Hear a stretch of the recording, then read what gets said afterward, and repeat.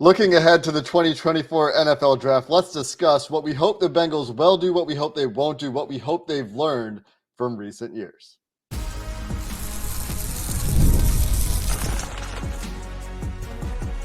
You are Locked On Bengals, your daily Cincinnati Bengals podcast.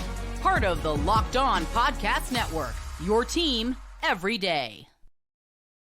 What's up, Bengals fans, and welcome to another episode of the Locked On Bengals podcast. I'm your host, Jake Liscow. He's your host, James Rapien. Today, we are joined by Joe Goodberry as we discuss and get into some things we hope about this Bengals draft in 2024. This episode of Locked On Bengals, has with every episode of Locked On Bengals, available on YouTube and everywhere you get your podcasts on the Locked On Podcast Network, covering your team every day. Please do subscribe if you're new. 1, it helps you get the content easier. 2, it helps us, and we appreciate your support, especially all you everydayers and all you out there who make us your first listening. Guys, let's talk about some nightmares, some dreams, some hopes, some fears, and some lessons learned. And the reason that this is particularly pertinent today is with the Bengals getting together for their offseason program, a lot of discussion going on, both on this podcast, on yesterday's episode, and on social media, and in analysis circles everywhere about Dax Hill. And it's not just Dax Hill, but there's a broader conversation that we can kind of center around Dax Hill, and it's not all about him and what the Bengals' plan was there. But when we talk about hopes and fears and lessons learned, I think that is a starting point, because there's a few things that we can take away from that selection where there's a big projection for Dax Hill and say, okay, what do we hope they've taken away from that pick? But Joe, you've also tweeted about hopes and dreams and nightmares. What are the like the top things that you're hoping the Bengals take away from that Dax Hill pick and apply this year? Yeah, so the Dax thing in particular, I think there's a lot of lessons to be learned there. I think the overarching thing, if it was a book, it would start by, let's have a plan throughout the organization from the top down, right? You hear about organizational vision from not just the personnel people, the guys that are doing the evaluating and the scouting, but to the coaching staff. In Dax's case in particular, he was always a slot box defender, right, at Michigan. They wanted to take a guy to replace Jesse Bates, knowing they'd lose him in a year as their deep free safety, and they forced him into that role, right? So if you know he's this, if the scouting staff knows he's this, but yet I guess some of management with the Bates situation, and then the coaching staff maybe doesn't understand how to use that or how to get him there, because let's face it, you already had Mike Hilton, so you're not going to put him in the slot anyway. But in year 2 to say, okay, now you're a free safety with very little experience. I mean, he's had less experience there than Jordan Battle, right? Coming out of Alabama last year, and more snaps at free safety, taking his first step on an NFL field. If you include college snaps, it just didn't make a lot of sense to force him there and say, all right, you're a free safety now. Oh, you weren't very good. Now we're going to bury you on the depth chart and keep it moving. And I get cutting your losses as quick as possible. There is something there, but at the same time, having a plan for what the guy does in college and what he can do for you, and executing that, and having that from the scouting to the people making the picks to the coaches, needs to be one of the things they focus on. I think one of it, well, we could go to the Jackson Carman pick, is he a tackle? Is he a guard? You know what I mean? Is he even worth this pick from the scouting staff to the front office management, right? But having a plan, and I think there's a few guys in this class where we need to be put a little red flag on, like, hey, if you are moving this player's position and want to do something else with them, maybe we should lower the grade just a little bit for that little bit of unknown. Yeah, I think Dax, there's a couple things. One, if the scouting staff did view him as the future Jesse Bates, then the coaches needed to be on board with putting him back at a deep safety, even after Jesse Bates comes back. And he didn't play there at all after Bates came back. He played there during camp, and then it didn't happen. And so you're right. They have to be on the same page. I think back to a Lou Anarumo quote during Dax's rookie year, like, yeah, he'll play when he's ready. These young defensive backs. And it was going on. And I do wonder, like, all right, well, were people above him saying, hey, can you get the first rounder on the field some? And he talked about not wanting to play young guys a ton because they make mistakes. Well, Dax needed to make mistakes if he was going to switch positions and it work out. And so, yeah, when you apply it to this year's, especially early, right? A first rounder for Dax for this year. I would say it's the first 4 picks. You want to have a plan for these guys, whether it's Fatanu, whether it's Malachi Corley, whether it's some of these guys that aren't obvious. Oh, this is where you put them, and they're going to play that position, because Dax Hill's talented, and we're not going to know what he is unless there's injury. We're not going to know what he is, guys, probably after 3 seasons, not even 2, after 3, which is kind of wild.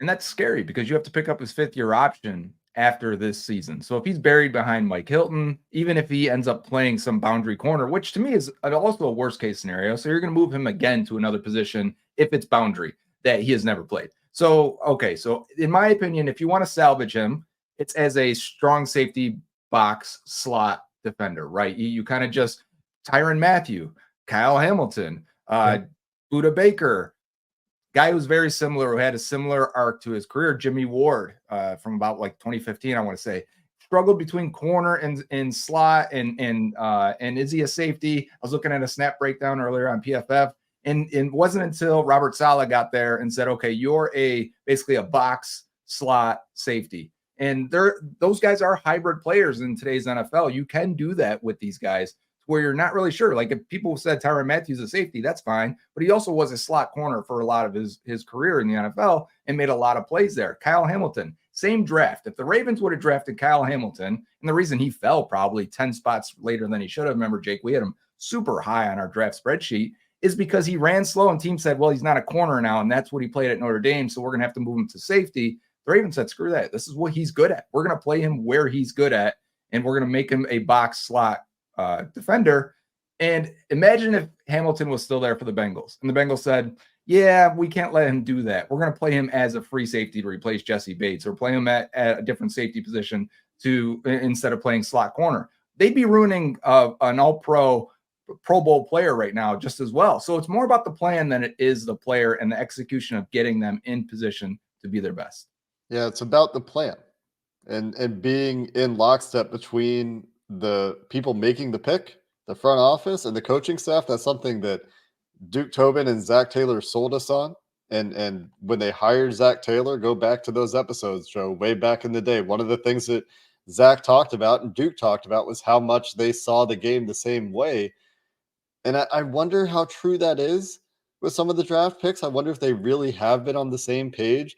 The 2 biggest examples of this seem to be Jackson Carman and Dax Hill, where you really wonder what the plan was for those guys coming in. But can I add Zach Carter as well?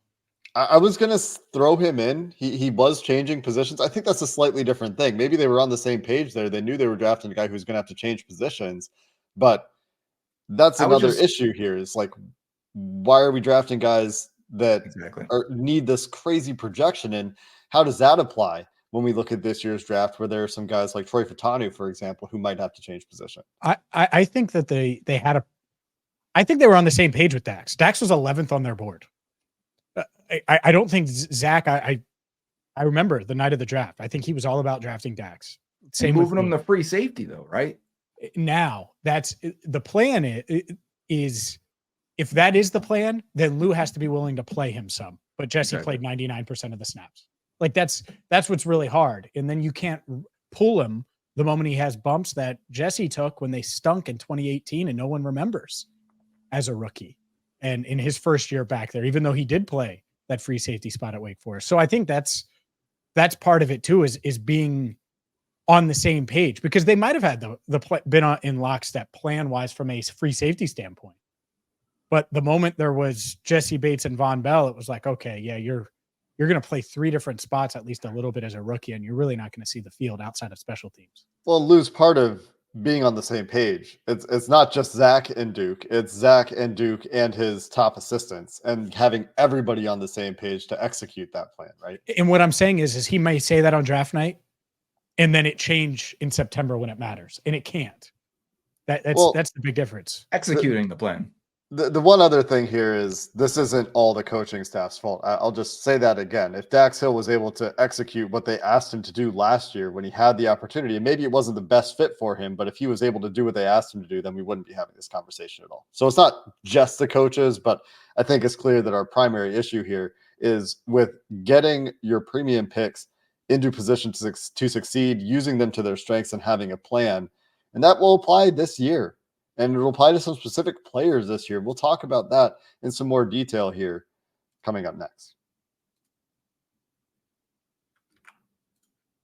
Spoiler alert, and Joe and Jake both know this. I'm competitive, and that's why I would kick both of their tails in Monopoly Go or sprinting or any athletic feat Joe Goodberry. But let's get to Monopoly Go, because I'm sure you've heard of it. It's been downloaded over 150 million times. It's a great twist on Monopoly where you play on not one, but hundreds of different Monopoly boards in crazy locations, building up amazing cities that bring you big money. And the best part is, well, being competitive and whooping Joe and just another thing. So if you want to do that, well, check out Monopoly Go today. And it's not just the competition. You could team up with friends. You can battle against people all over the world in time tournaments and earn huge rewards. So get in the game and join your friends by downloading Monopoly Go now, free on the App Store or Google Play.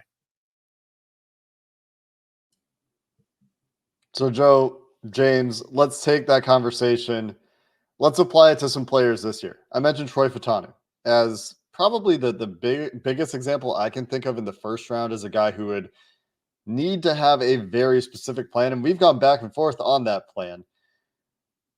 When we look at this draft, there are a few things I think that we're all hoping for. One, have a plan, like we just discussed. Two, instant impact. I think that we're all sick of waiting since the Jamar Chase draft for the first round player to come in here and make an instant impact and contribute in year one. It's also the last time they picked early in the draft, so maybe that's a complication for this front office. What are some of the other hopes, Joe, that you're holding out for here as we talk about some of the early picks for the Bengals in this year's draft?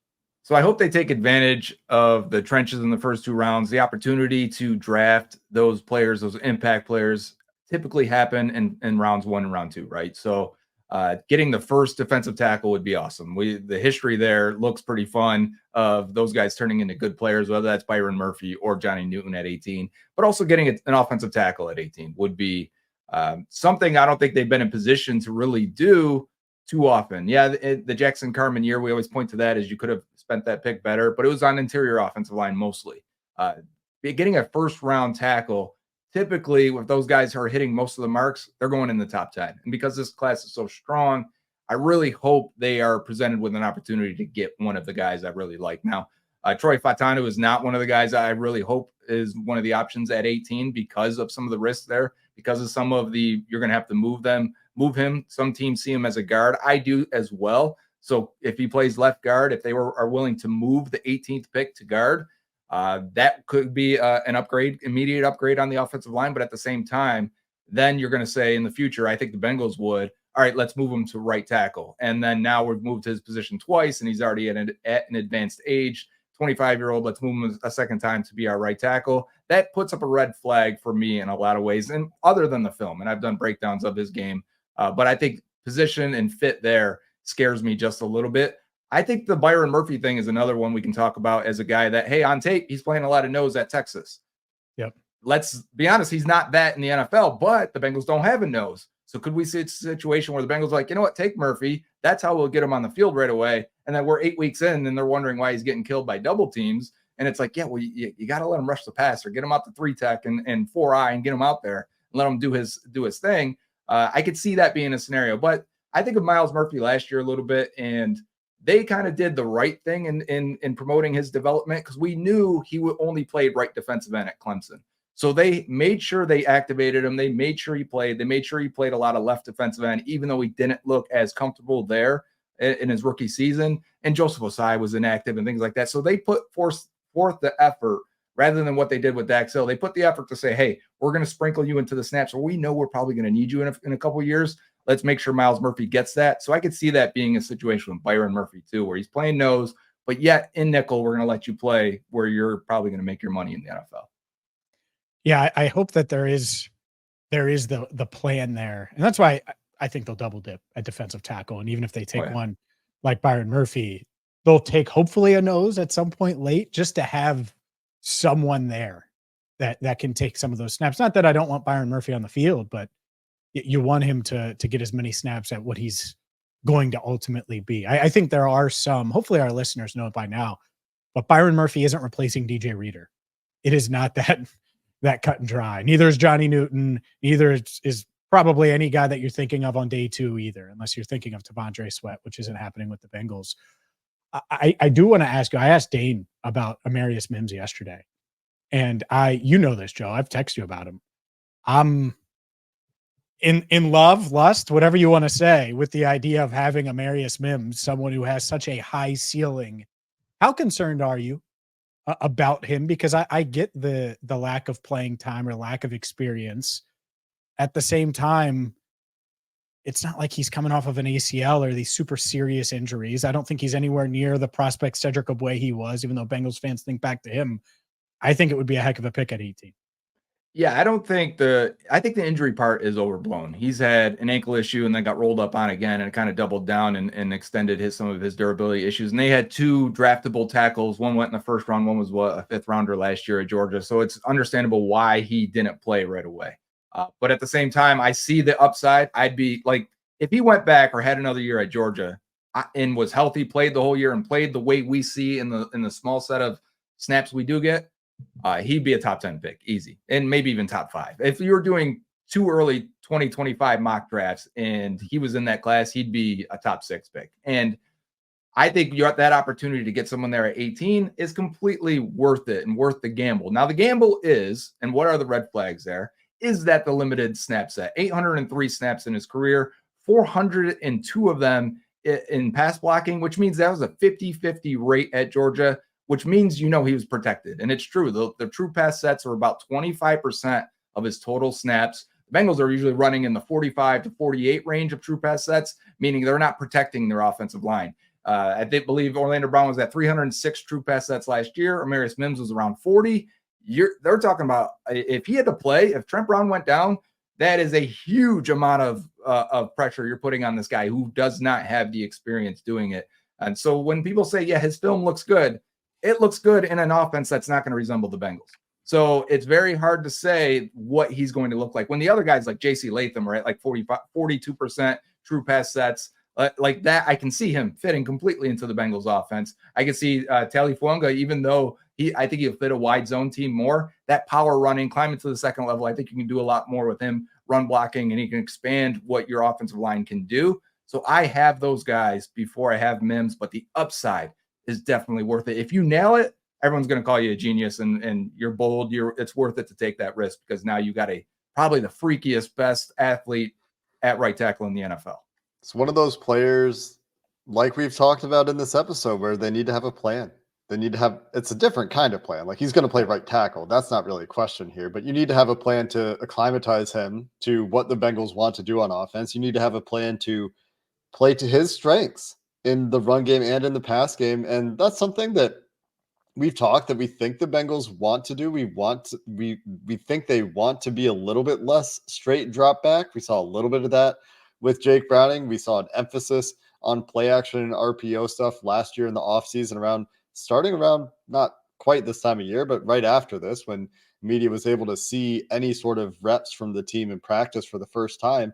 So maybe that's part of it too, is if you draft a guy like Amarius Mims, you have a plan for your offense as well. If this is going to be a centerpiece for you in terms of development and in terms of scheme fit for a younger player who they had the top visit with, the top 30 visit. Zach Taylor's still calling it a top 30, so I'm still calling it a top 30. They had the top 30 visit with Amarius Mims. He played in big college football playoff games. He played for a big program. These are a lot of things the Bengals like to use their first-round pick on. And you can see that again with Amarius Mims. But to your point, Joe, that true pass set projection is something the Bengals have to figure out. And I think that's hard for all college offensive linemen at this point with the way college defenses are playing. But let's wrap up the conversation with some things we're hoping the Bengals will avoid. And I want to bring up a point about how long they've gone without drafting a defensive tackle and kind of tie that into the Dax conversation as well as far as lessons learned. And do the Bengals react to that this year or not? We'll finish the show there coming up next. Today's show is brought to you by Yahoo Finance. When it comes to your financial future, you can think You've done it all. Maybe you've saved, you've researched, you've invested all that you can. And now you need to take those investments to the next level by using what every financial great uses, Yahoo Finance. For more than 25 years, Yahoo Finance has been the brand behind every great investor. Whether you're a seasoned investor or you're looking for that extra guidance, Yahoo Finance gives you all the tools and data in one place. They're the number one finance destination, producing a holistic look at the financial news cycle, including breaking news, editorial perspectives, analyst ratings, and so much more. With a community over 90 million users each month, their real strength is helping you on your way to financial success. Get rich like Joe Goodberry with Yahoo Finance. For comprehensive financial news and analysis, visit the brand behind every great investor, yahoofinance.com, the number one finance destination, yahoofinance.com. That's yahoofinance.com. Let's wrap up the conversation, hopefully not too negatively here. Some things that we hope the Bengals have learned. And where I was going with this, James, yesterday after our show, I mentioned the Bengals probably aren't going to draft a first-round safety for 30 years, like they haven't drafted a first-round defensive tackle for 30 years. Do we think that there's actually a reason to believe the Bengals will change their first-round pattern of not drafting a defensive tackle since Dan Wilkinson in the 90s? Is there a reaction to the way their run defense played last year, to the loss of DJ Reader, to the need for depth there? Is that a lesson we think they've learned that maybe they should be open to top-end defensive tackle talent in the first round? Well, Yeah, I think they're. Go sorry, ahead, Joe. I thought you said me. No, I didn't know which way Jake was going with it. It was pretty open-ended. Go ahead, Joe. I was going to say, well, they drafted Miles Murphy last year after not taking a defensive end since Justin Smith, or if you want to consider David Pollock, right? So they've done it, and that's right after taking a safety for the first time in 30 years, as you mentioned, Jake. So yeah, there's a precedent there for them to break that a little bit and go defensive tackle. Yeah, I think they're open to it. I think that the reality is that there's probably one, maybe two, that they're seriously considering at 18 versus 5 offensive tackles. And so is defensive tackle higher on their board than corner? Sure. But where does that defensive tackle and Byron Murphy fall? Does he make it to 18? That's it. I think they're open to it for sure. And it's just a matter of the board following the right way and them taking him. But I still don't think that they're taking Johnny Newton. I would be surprised at this point if they take Newton at 18. Not that they couldn't take him. Maybe they take him at 25 if they trade down. I'm not sure they would take him at 18. And is that something that ties into some of our fears and some of our things the Bengals should avoid this year? Why is the league so low on Johnny Newton? Why wouldn't the Bengals pick Johnny Newton? Why have the Bengals drafted Geno Atkins, this all-decade player who played at a Hall of Fame level, and never gone back to that archetype? What gives there? Is that something that we should be afraid of or hope they change this year, Joe? Yeah, that is one of my fears, actually, that they don't address the trenches until it's too late. And they've spent a lot of trench picks in the 3rd, 4th, 5th, 6th rounds, right? And they have nothing to show for it other than Cordell Bolson right now. And I think you're taking low risk picks or low chance of hitting, right? When you're spending picks in day 3, these trench guys go earlier, typically, unless you're drafting a nose tackle. Nose tackle is different. That can be a day 3 pick. I've got no issue with it. Tyler Shelvin is what it is, but it's 4th round pick. That's fine. I think they have tried to recreate the Geno Atkins and Domata Peko, 4th round pick as well, right? But they've done it in the wrong ways. The Ryan Glasgow picks, the Andrew Billings picks, who actually is a really good nose tackle right now. Maybe they should have found a way to keep him and hold on to that a little bit longer. But Zach Carter, things like that. When you spend these picks in at best 3rd round, your chances of hitting there are not very high. And this goes for offensive line too, whether it's Hakeem Adeniji or Trey Hill or Deontay Smith or who remembers Rod Taylor. These picks are low chance of hitting. Spend them early. So my fear is, hey, it didn't work out. We took a corner, and then my next fear when we get to it is going to be what they could do in round 2. We took a wide receiver in round 2 and forced that pick because we wanted to force these needs and get guys that could play right now. And then now we'll hit the trenches. And they've done this before. So I hope this isn't the year. This is the year that they correct and hopefully the board lines up. I'm not saying just take any trench player. Hopefully it lines up that you can address both in the first 2 or 3 rounds. Just want to list really quick the trench players they've used those day 3 picks on in the last, I don't know, 5 years. So we got Rennell Wren, who I'm surprised you didn't Nice. bring up in the 4th round, trying to find the defensive tackle there. You got Khalid Kareem, who I think was a pretty successful 5th round pick, and Hakeem Adeniji in 2020. Hakeem Adeniji started for you and played a lot of meaningful games, but nobody's hanging their hat on that pick. Those are the best case scenarios, though, right, for 5th round. And they've done better with edge player than with defensive tackle, to be clear. Cam Sample, a day 3 pick. But that draft also featured Tyler Shelvin, Deontay Smith, Trey Hill, and Wyatt Hubert, who had to have a medical retirement. Don't hold that against him. Then you come back and it's Zach Carter, Cordell Volson, Jeff Gunter, and none of those guys are huge success stories. So just to put some names and picks to the conversation you were having there, Joe. Sorry, James, go ahead with your point. No need to apologize. You need to apologize to Cordell Volson because this backs up the point. If you start as many games as he started, he's already a success. He is for the expectations in the 4th round. Well, and Joe said that. Joe said that he's a success story. I'm talking about you. He's just one of the you group Cordell with those other guys, and he's just one of the picks. He's factually one of their day 3 trench picks. He was the most successful. That's great, but he's just one of the guys that they picked. That's why I listed him as well. But if that's also the best case scenario, correct, day 3, he's a home run at that spot. If you would have told me that they were getting this 2 years ago and they drafted him, I would have taken it all day long. But there's obvious questions about him in his long-term future. It's not like you're for sure saying, oh, he's going to sign an extension and be their left guard for the next 8 years. And so that's the point that I think Joe's trying to make is if you wait on the trenches, especially this year where offensive tackle, it's really hard to have this many offensive tackles, and it's realistic to think one's there. And I think that's what they are hoping is there. Or worst case, and it'd be a great worst case, I think, if you take Byron Murphy at 18, if it's something like that, you're sitting pretty. If all of those guys are gone, then it could get worrisome. And so that I think that is a reasonable fear.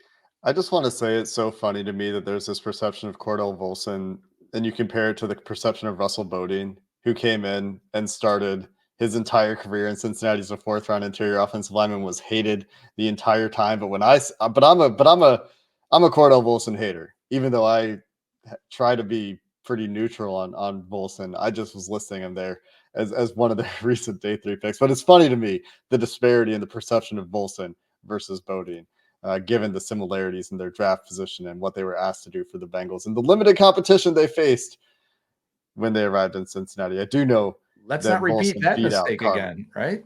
Yeah. There's another lesson.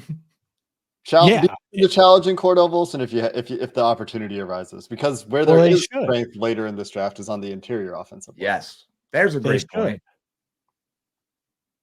Yeah. The fear is that they ignore interior offensive line until round 6. That would be the fear, right? Is not getting, because at worst, I want to leave with a Ted Karras, Cordell Volson, Alex Kappa backup who can back up all 3 spots. And I think they could do that in the mid rounds of this draft. You can get your tackle early. We talked to Dane yesterday. He does think that there are some solid defensive tackles on day 2. I think we all agree with that. And so if you could get your offensive tackle round 1, land the right defensive tackle round 2 or 3, and you could double down later in the draft, I think that's one of the more ideal scenarios for sure.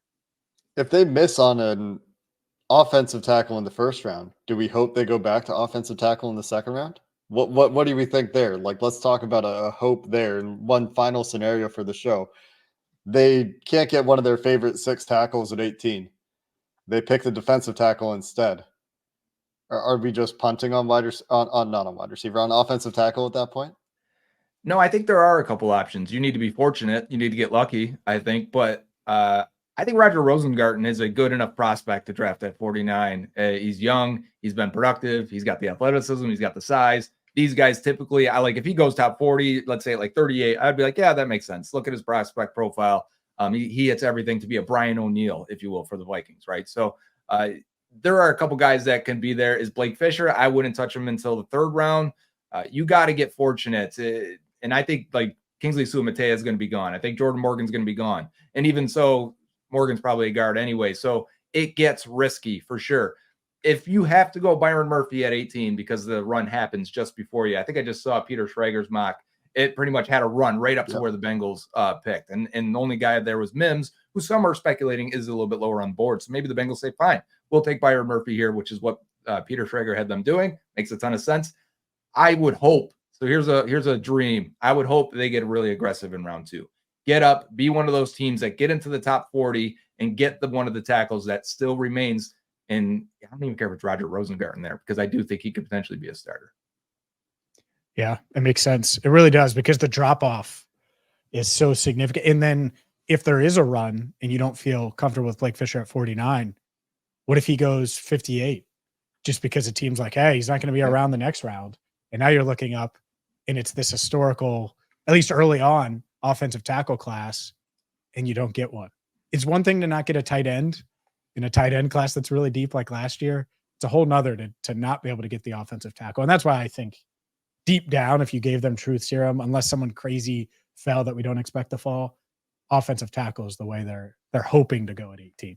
Yeah, we've been saying for a while now, we think that's probably plan A. And talking about getting aggressive in round 2, I'm all about trading up in round 2 if there's somebody that falls that you don't expect to fall. And part of the reason I'm saying that is because of Mel Kiper and Field Yates's alternating draft on ESPN with Johnny Newton in the second round. And to go with that, reporting from Jeremy Werner, who is covering the Illini Pro Day, he works for the Illini Inquirer. Johnny Newton isn't going to do any testing. He's going to do his positional drills, but he's not going to test. And that falling into the second round scenario is real. If teams care about that, and some do, could be on the table. And if it does happen, I think all three of us agree that the Bengals should be very aggressive in moving up to get him. All right, let's do this scenario a little more. And we've talked about it before, but 49 and 97 to move up to, you call Brian Callahan and say, hey, 38, we'll give you 49 and 97. You doing that for Johnny Newton? 100%. Okay. Just making sure. I'd give up 80. I'd give up 49 and 80 if that's what required. You got the extra don't third sell round it yet. We're going to play hardball here. I'm calling him about 97. If he says no, then I say, okay, 80. Yes, Newton's going to end up a top 15 player on our board. Even that's with assuming he's only a 7.5 RES athletic testing, because he's not going to test. That puts him in top 15, which I wouldn't have been surprised if he was healthy, if that foot was healthy and he could have tested, if he was a 90th plus percentile athlete and would have been a top 10 player on our board. So yes, I move up and I get him because I think he's a future Pro Bowl defensive tackle.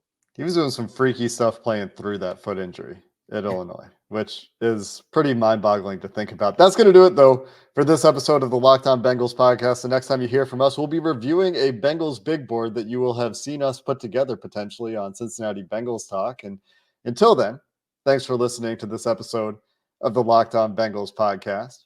Hoo day, and have a good one.